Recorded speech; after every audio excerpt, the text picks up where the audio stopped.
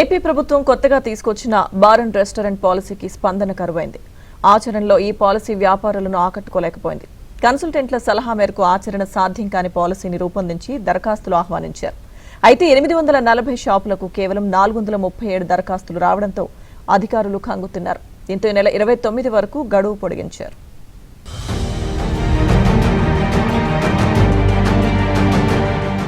రాష్ట్ర ప్రభుత్వం తీసుకొచ్చిన మద్యం పాలసీకి ఆచరణలో ఆశించినంతగా స్పందన రాలేదు. మద్యం వ్యాపారులు ఈ పాలసీపై పెదవి విరిచారు. కన్సల్టెంట్లు క్షేత్రస్థాయిలో ఉన్న వాస్తవాలను పరిగణలోకి తీసుకోకుండా ఇచ్చిన సలహా మేరకు రూపొందించిన పాలసీకి వ్యాపారులు స్పందించలేదు. రాష్ట్రంలో మొత్తం 840 బార్ అండ్ రెస్టారెంట్లకు నోటిఫికేషన్ ఇవ్వగా ఒక్కొక్క షాపుకు 4 చొప్పున దరఖాస్తులు వస్తేనే లాటరీ తీస్తామని ప్రభుత్వం ప్రకటించింది. పైగా దరఖాస్తు ఫీజు ఒక్కొక్క అప్లికేషన్కు 5 లక్షల రూపాయలుగా నిర్ణయించింది.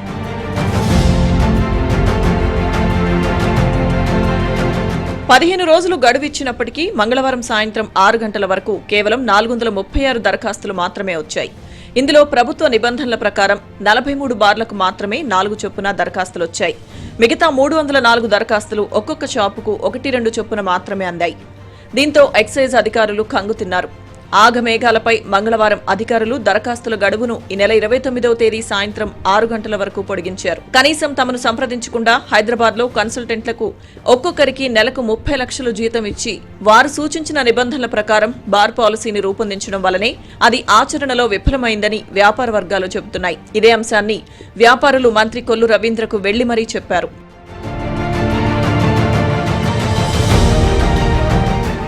రాష్ట్రంలో రిటైల్ షాపులకు ప్రభుత్వం సాధారణ ధరలకు మద్యాన్ని విక్రయిస్తుంది. కానీ బార్లకు మాత్రం 15% అదనంగా ధర పెంచి మద్యాన్ని విక్రయించడంపై బార్ అండ్ రెస్టారెంట్ యజమానులు తీవ్ర అభ్యంతరం వ్యక్తం చేస్తున్నారు.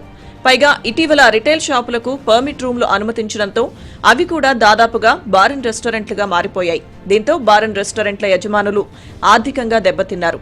దీంతో పాటు ఒక్కొక్క బార్కు 4 చొప్పున దరఖాస్తులు రావాలని నిబంధన విధించారు.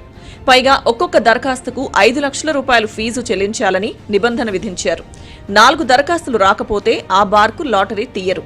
దీంతో పాటు హైదరాబాద్ లాంటి మహానగరంలో ఒక్కొక్క బార్కు 40 లక్షలు లైసెన్స్ ఫీజుంటే ఆంధ్రప్రదేశ్లో విజయవాడ, విశాఖపట్నం, గుంటూరు లాంటి నగరాల్లో ఒక్కొక్క బార్కు 75 లక్షల రూపాయలను ఫీజుగా నిర్ణయించారు. దీనిపై కూడా వ్యాపారులు తీవ్ర నిరసన వ్యక్తం చేస్తున్నారు. ఇలా అయితే తాము వ్యాపారం చేయలేమని వారు స్పష్టం చేస్తున్నారు. జిల్లాల వారీగా సమావేశాలు ఏర్పాటు చేసుకుని దరఖాస్తులు చేయకూడదని నిర్ణయించుకున్నారు.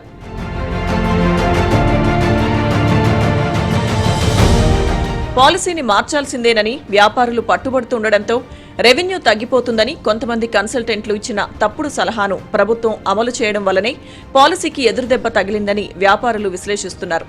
తమపై విధిస్తున్న అడిషనల్ రిటైల్ ట్యాక్స్ తగ్గించమని తాము కోరడం లేదని, రిటైల్ షాపులకు అమ్మే మద్యంపై కూడా 15% అదనంగా వసూలు చేయాలని, 99 రూపాయలకు విక్రయించే చీప్ లిక్కర్పై మాత్రం ధర పెంచవద్దని వైన్ డీలర్లు చెబుతున్నారు. ఒక్కొక్క బార్కు 4 దరఖాస్తులు చేయాలనే నిబంధనను కూడా తొలగించాలని డిమాండ్ చేస్తున్నారు. ఇటువంటి మార్పులు చేయకుండా సమయం పొడిగించినా ఉపయోగం ఉండదని వ్యాపారులు అంటున్నారు.